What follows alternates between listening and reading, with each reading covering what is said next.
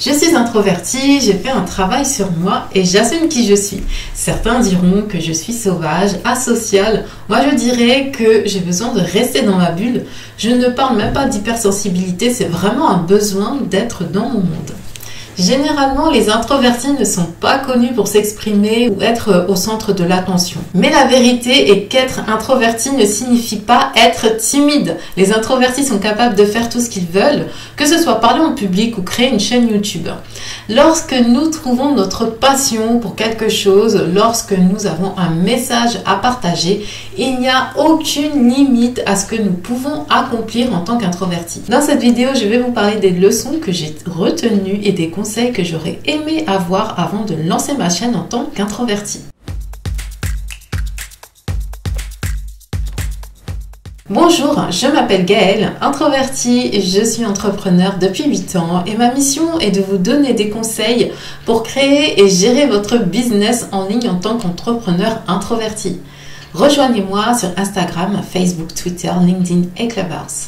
L'énergie qui entoure YouTube est celle de l'audace et de l'extraversion depuis longtemps. Nous avons tendance à penser automatiquement aux personnes extraverties, franches, très énergiques, qui aiment être devant une caméra. Et cette description ne ressemble pas du tout à celle d'un introverti. Cependant, la communauté introvertie sur YouTube est assez grande. Nous sommes calmes et un peu moins flashy que les autres créateurs plus extravertis, mais nous sommes là.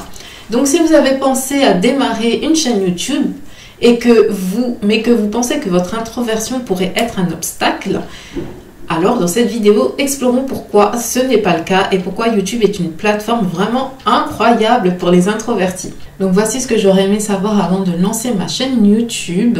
Donc au niveau des critiques, heureusement, et je vous en remercie tous, j'ai une communauté d'abonnés bienveillants. Je n'ai jamais eu trop de critiques. J'ai eu plusieurs fois des problèmes de son, mais on me l'a fait remarquer gentiment. J'ai eu quelques commentaires sur mon physique, mes cheveux, mais encore une fois, c'était assez light. Je m'attendais vraiment à pire niveau commentaires et critiques, mais finalement, vous êtes cool avec moi. Donc, si jamais le fait de recevoir des commentaires négatifs vous effraie, ne vous inquiétez pas. Contentez-vous d'aider vos abonnés et ils seront bienveillants avec vous. Me filmer et monter mes images moi-même. Donc, quand on se filme et qu'on fait son montage seul, on peut vite être extrêmement critique envers soi-même et ne plus se supporter. C'est pour ça que je peux comprendre quand certains disent que ce métier est lourd psychologiquement parce qu'on se voit tout le temps, on est autant centré sur son image, donc l'être humain n'est pas fait pour ça. Je pense que c'est très consommateur d'énergie. La niche dans laquelle je suis me permet de me concentrer sur mon message plutôt que sur mon physique. Alors si vous envisagez de lancer votre chaîne en étant productif, en publiant plusieurs vidéos par semaine, je vous conseille d'embaucher un monteur vidéo en freelance. Parce que sinon, vous serez vite submergé par votre propre image et vous n'allez plus vous supporter. N'hésitez pas à liker, à partager ce contenu si vous le trouvez utile, ainsi qu'à vous abonner à ma chaîne pour d'autres sujets de ce type. Découvrez mon e-book gratuit à télécharger qui traite des 10 erreurs à éviter sur les réseaux sociaux en tant qu'entrepreneur introverti. Je vous invite aussi à découvrir mon pack Comment devenir assistant web virtuel spécialisé réseaux sociaux. Les liens sont en barre de description. L'image que je projette. Donc j'ai compris maintenant ce que peut percevoir une personne qui est en face de moi ou quelqu'un avec qui je parle. Je vois les tics, les micro-expressions et c'est très important quand on veut corriger son image ou même contrôler son image. J'ai corrigé quelques tics de langage, mais je n'ai pas souhaité plus me dénaturer complètement en contrôlant parfaitement mon image. La confiance. Je ressors grandi de mon expérience sur YouTube. Je pense que même en prenant des cours de théâtre ou en ayant un coach, je n'aurais pas eu de résultats aussi bénéfiques. J'ai évolué sur beaucoup de choses et je me suis vraiment ancrée. Ce qui a été le plus efficace, c'est que j'étais avec moi-même.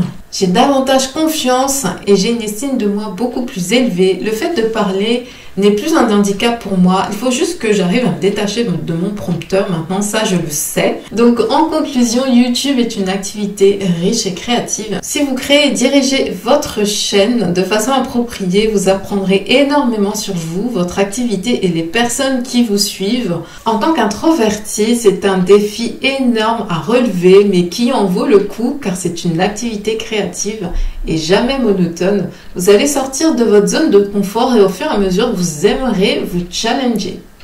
Dites-moi en commentaire qu'est-ce qui vous retient de lancer votre chaîne YouTube ou d'apparaître en photo ou en vidéo, tout simplement. Je vous remercie d'avoir regardé cette vidéo et je vous dis à très vite.